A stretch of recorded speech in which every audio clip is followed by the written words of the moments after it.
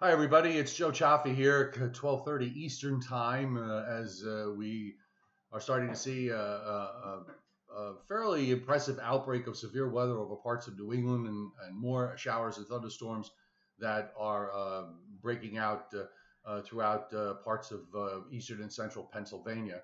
And yes, MB Okio not looking too good here in New Hampshire right now. Now you're in line for some strong storms, as evident by the radar. I'm gonna do this quick update now, and we'll of course come back on our regular time this evening. I don't know if it'll be at the time that the severe weather is coming through. More than likely, it won't be because I'll be having to update other things. So we'll do the best that I can with this. So the first thing I want to start off with is the hang on, just let me bring it up to the front of the screen here. This takes one. Come on. There we go. So just want to take a look at some of the current weather conditions first in and around New York City. I don't know how well you can see this. I'll try to make it a bit wider here, a bit tighter. And these are temperatures as of midday. And we're seeing some pretty impressive daytime heating going on across areas in northeastern New Jersey and New York City. This is where a lot of the models are kind of focusing the maximum instability with regards to this weather front that is moving on through. And we already have some issues regarding severe weather. So let me just maneuver. The yellow area that you see outlined in northeastern Pennsylvania and extending into the Catskills on up into Sullivan County. These are the first severe thunderstorm warnings. And if you're watching this on a replay later this afternoon, please bear in mind this is as of 12:32 Eastern Time. So you're going to be seeing dated material here. If your area is being impacted by severe weather, you need to go to weather.gov, to your local National Weather Service website, and see what the latest is in regards to severe weather. Now, the Salmon area that's up into upstate New York, from the Putnam Dutchess line northward up the Hudson River, including Poughkeepsie and Kingston, and on up north from there, and then extending east into Connecticut, mainly north of Route 84, we have a severe thunderstorm watch that is up. And on top of all of this, we also have flash flood watches that are up. Some of that is embedded inside the severe thunderstorm watch area. Just widening this out here. I'm just going to check the severe thunderstorm watch. Also, that extends into all of Massachusetts now, on up to eastern Mass. So you see these temperatures in the upper 80s to approaching 90 degrees. And just checking some of the other watches and warnings that are up. I'm going to overlay the latest radar. Sometimes this works and sometimes it doesn't. So let's see if I can get this radar to come up and we can take a look at least what the echoes look like. They may show. I'm not 100% sure. Okay, so you know what? Now it's time to take the hazards off and we can see what the actual current radar is doing. So just give it a moment here. It'll just update. Otherwise, I'll have to switch to another source. So you can see some of the thunderstorms that are developing here. There's actually been sort of two lines here at work. You know what? I think the better view is probably going to be, we'll go to the radar loop. I think this works a bit better. And we'll update this for you. And there we go. So here's the look at the radar in the Northeast, and you can see the line that is in eastern New England. In central New England and moving into eastern New England up into Maine, and you got some very strong storms there that are in southern New Hampshire, going southwestward on a diagonal across western Massachusetts and into the eastern part of East Central New York. Then just kind of let me rephrase that, eastern New York. Then there's a bit of a break. And then you've got the second area that is developing now from the Catskills down through northeastern Pennsylvania, south and west. The strongest cells seem to be in that northeastern corner. So This is the area that's going to march across New Jersey, the rest of the Hudson Valley, Connecticut, and Long Island, and eventually you're going to probably see some cells develop down into Delaware and northeastern Maryland, where the Storm Prediction Center has actually extended its area of severe weather. I've got their risk. The latest risk has been extended southward down into southern New Jersey, northern Delaware, and northeastern Maryland, and in eastern Pennsylvania. And again, this is as of now 12:35. So just again a reminder: local National Weather Service office. If you're watching this later in the afternoon, these are all dated. So you want to go to weather.gov and go to your local National Weather Service forecast office and the local radar that you can pick up from there and take a look at what is going on, and pay attention to watches and warnings that are being issued. I'm sure a lot of you have it all set up on your phone. The NAM 3 kilometer has really the most bullish view as far as these thunderstorms are concerned for late this afternoon. You can see it really just absolutely fires up this second line. And actually, I'm having trouble with all the short range models with this afternoon, because they all seem to be underdoing the area that's back through eastern Pennsylvania. And I'll show you. I mean, here's the radar right now. The 3 kilometers coming fairly close to what's on the radar. The area that's up in New England is further east. The area that's in northeastern Pennsylvania is a bit stronger. The southern part of that line is a bit weaker. This has the strongest looking view for late this afternoon and this evening across New Jersey, the northern half of New Jersey, New York City to Long Island, the lower Hudson Valley, and into Connecticut, southern New England. The bottom line at this point, regardless of what the models are doing, since they all seem to have different ideas, and we can actually, I'm going to pull up the new HRRR and because that's been kind of adjusting back and forth, and then we can look at the problems that I think the HRRR is having. It's, a couple of runs ago, it really was underdoing the area in Pennsylvania. The latest run, which is from 11 a.m. Eastern time, this model runs every hour, seems to be showing it a bit better in terms of what's out in Pennsylvania. But even there, it doesn't really do much with them. After 2 or 3 o'clock, it sort of starts to reform the line to the east across central New Jersey and central Long Island and eastward. So it almost jumps that whole area in between. I'm not, I can't put a lot of confidence in this. So given that all the models, and the NAM 12, by the way, has got its own issues because it's got rain already to New York City and it's not even there yet. So look, at the end of the day, the models are going to do whatever it is they're going to do. I think the best way to approach this is just regard the fact that we do have a risk of severe weather this afternoon and this evening. I think we're likely to see additional severe thunderstorm watches going up at some point.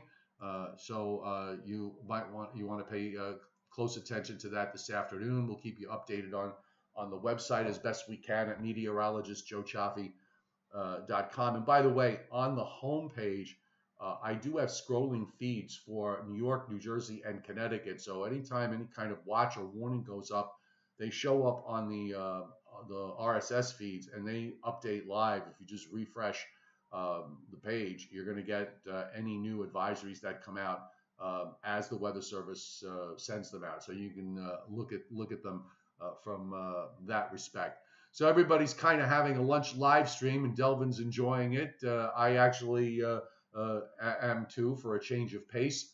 David Schwartz, I need this front to come through to relieve my headache, as do many people, David, including the forecaster's headache, trying to figure out how strong these storms are going to be. And the timing for my area, for New Jersey to Long Island, figure New Jersey will be anytime after 2 or 3 o'clock, reaching about New York City sometime, let's say 4 and 5.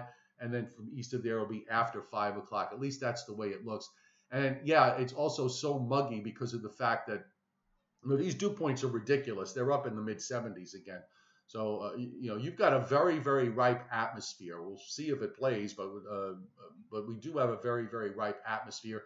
The instability numbers, lifted indices are all negative, which is a pretty good indicator of severe weather. The Cape values are very high, also a fairly good indicator of severe weather. All these indicators that we look at and technical measurements of the atmosphere.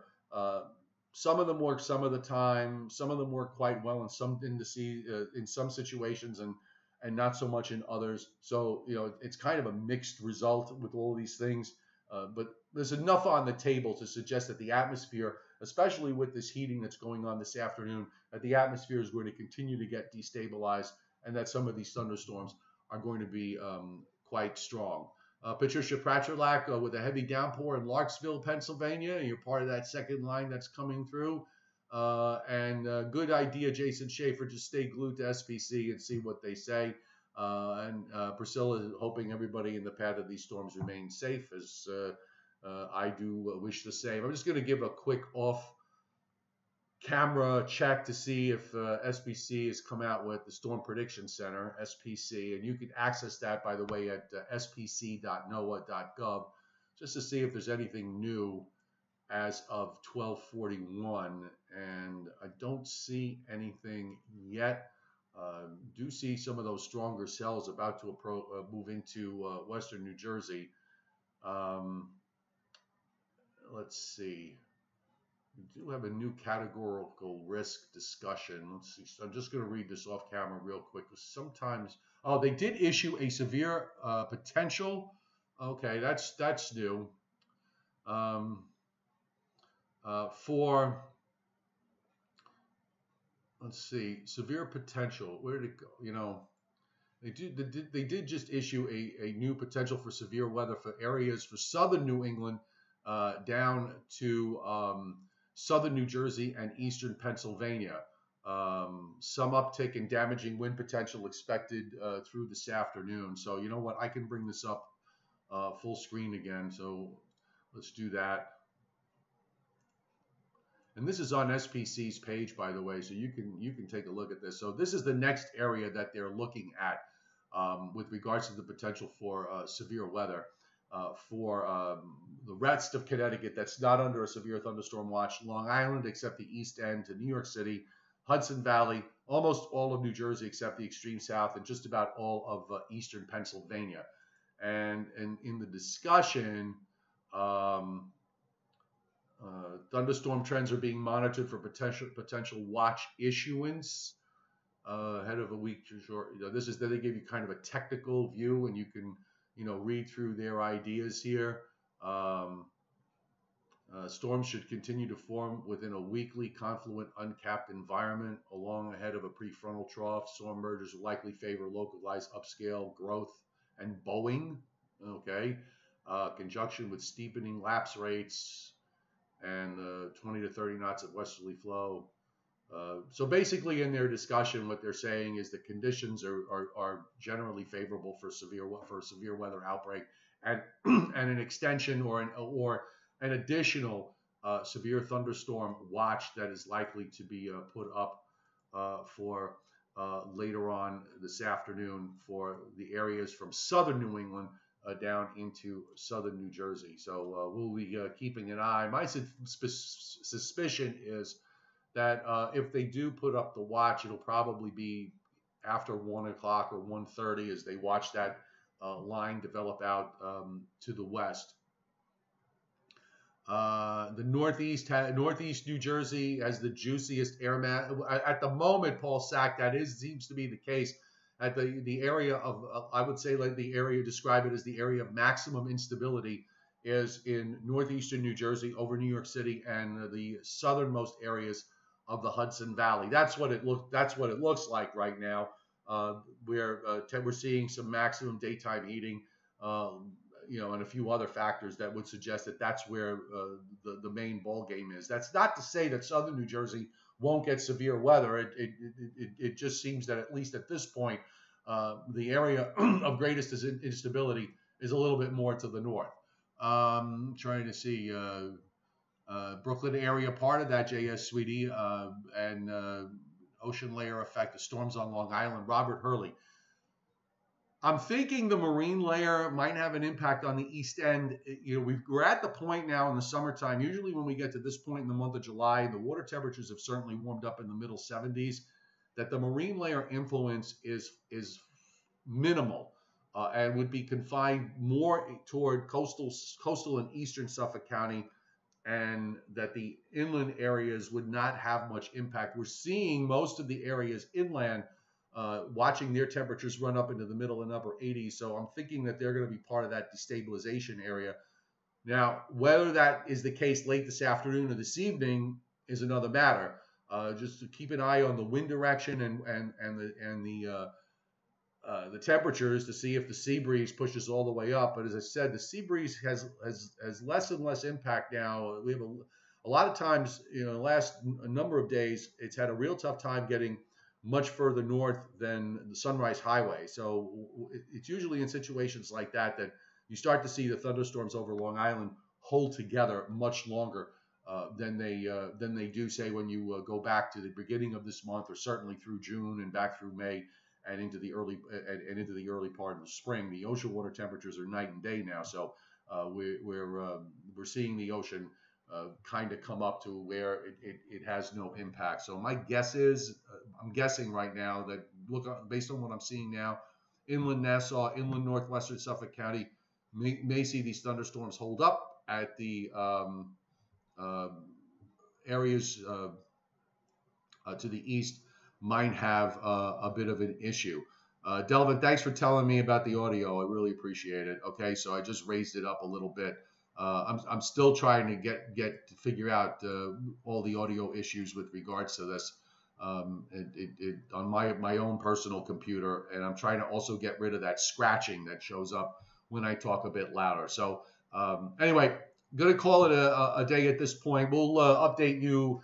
We'll get a regular live stream up as soon as I can this evening. I'll put up a time on my on the channel here when I have a good idea as to when I'll be able to schedule it.